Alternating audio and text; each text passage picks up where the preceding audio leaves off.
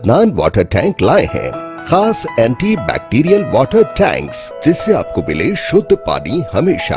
Adnan water tank, safe and healthy water storage solution. अस्सलाम वालेकुम नाज़रीन, आज नजर डालते हैं देश की राजधानी नई दिल्ली और उत्तर प्रदेश से कुछ खास खबरों पर।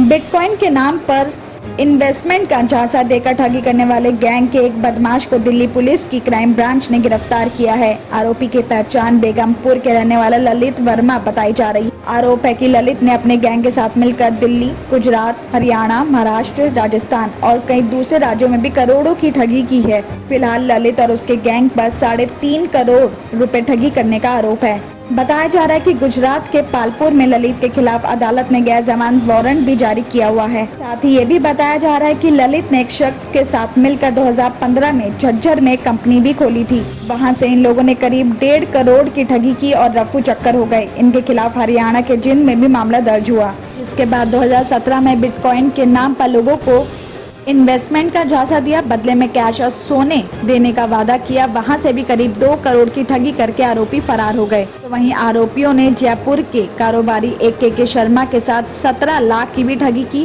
तो वहीं 2018 में ललित दुष्कर्म के मामले में दिल्ली में गिरफ्तार भी हुआ था। बताया जा रहा है कि जेल से आने के बाद उसने भाइयों से अपना हिस्सा मांगा तो दोनों मुकर गए। खुद ललित को उसके गैंग के लोगों ने ही ठग लिया। अब पुलिस गैंग के बाकी आरोपियों की तलाश कर रही है।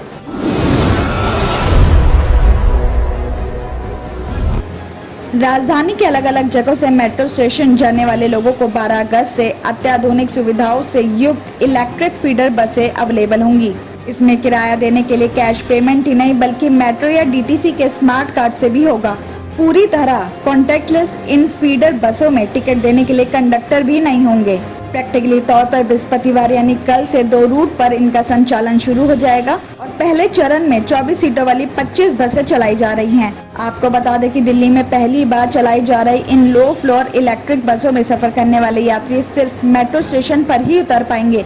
रास्ते में आने वाले तय किए गए स्टॉप पर ही ये बसें रुकेंगी और दूसरे स्टॉपेज से यात्री नहीं चढ़ पाएंगे और रास्ते में बसें जहाँ रुकेंगी वहाँ से भी सिर्फ चढ़ने की ही परमिशन होगी। बताया जा रहा है कि ट्रायल की कामयाबी के बाद अक्टूबर तक बसों की संख्या 100 भी हो जाएगी। स्पेशल डिजाइन की गई इन बसों को इंटेलिजेंट ट्रांसपोर्ट सिस्टम का यूज किया गया है। इनमें सीसीटीवी और जीपीएस जैसी भी फैसिलिटीज होंगी और ये एंटी स्किड और एंटी ब्रेक लॉकिंग सिस्टम से भी लैस होंगी। जब तक सभी दरवाजे बंद ना हो और ये नहीं चलेंगी, किसी भी तरह का अवरोध आने पर भी दरवाजे बंद नहीं होंगे। तो वहीं किसी इमरजेंसी सिचुएशन से निपटने के लिए इसमें पैनिक बटन और स्टॉप रिक्वेस्ट बटन का भी इंतजाम है और साथ ही दिव्यांग लोगों के लिए और बुजुर्ग यात्रियों के लिए भी व्हील चेयर की रैप की भी अवेलेबल होगी।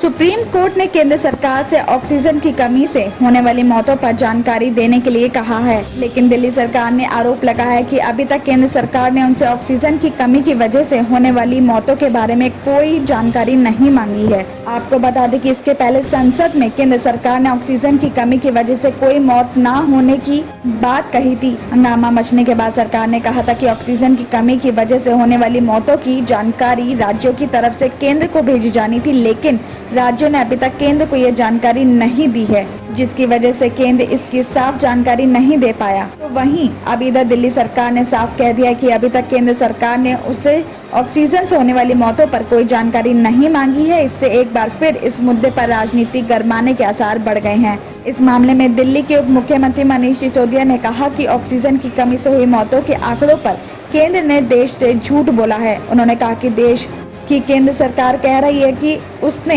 राज्यों से ऑक्सीजन की कमी से हुई मौतों का आंकड़ा मांगा है, लेकिन हकीकत यह है कि केंद्र सरकार ने दिल्ली को इस बात की अब तक कोई लेटर नहीं भेजा है।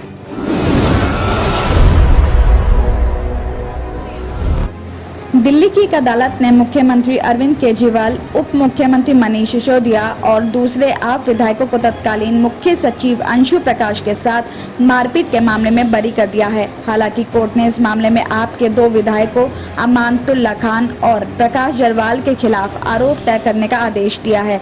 ये मामला साल 2018 का है।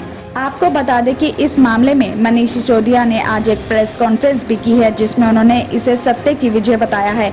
मनीष सिसोदिया ने कहा कि आज न्याय और सच्चाई की जीत का दिन है। अदालत ने कहा कि इस मामले में सभी आरोप झूठे और आधारहीन थे। मुख्यमंत्री आज उस झूठे केस में बरी हुए। हम पहले भी कहते रहे हैं कि सभी आरोप झूठे थे, ये मुख्यमंत्री के खिलाफ एक षड्यंत्र था। तो वहीं आम आदमी पार्टी का कहना है कि उन्होंने 2.5 लाख राशन कार्ड धारकों को राशन ना मिलने की वजह से मुख्य सचिव के साथ बैठक भी की थी, जहां उन्हें कहा गया कि मैं सिर्फ एलजी के आदेश लेता हूं, उन्हें ही जवाब दूंगा। बताया जा रहा है कि हालांकि पार्टी ने माना था कि आप विधायक और प्रमुख सचिव के बीच बहस भी हुई थी, लेकिन उनसे किसी तरह की बदसलूकी की बात बेबुनियाद है। और इसके साथ ही आप पार्टी का दावा था कि उनके पास इस मीटिंग का वीडियो भी है, जिसमें ऐसा पाया गया कि इस मीटिंग का वीडियो और सीसीटीवी फुटेज की फॉरेंसिक जांच की गई तो उसमें वीडियो से कोई छेड़छाड़ नहीं हुई थी। A1 टाउनशिप की एक और नई पेशकश। जहांगीर पीर दरगाह से 2 किलोमीटर पहले मल्टीनेशनल कंपनीज के करीब, जो कि बिल्कुल आबादी से लगा हुआ, बेंगलोर हाईवे से सिर्फ 5.5 किलोमीटर, बीटी रोड से लगा हुआ, तमाम डेवलपमेंट के साथ 5,50,000 में 100 गज का प्लॉट। A1 टाउनशिप में आपका ये छोटा सा इन्वेस्टमेंट आपका और आपके बच्चों का मुस्तकबिल बदल सकता है। आज ही तशरीफ लाएं और A1 टाउनशिप के इस प्रोजेक्ट से फायदा उठाएं। Office at pillar number 235, opposite fisheries department, Rajendra Nagar, Hyderabad.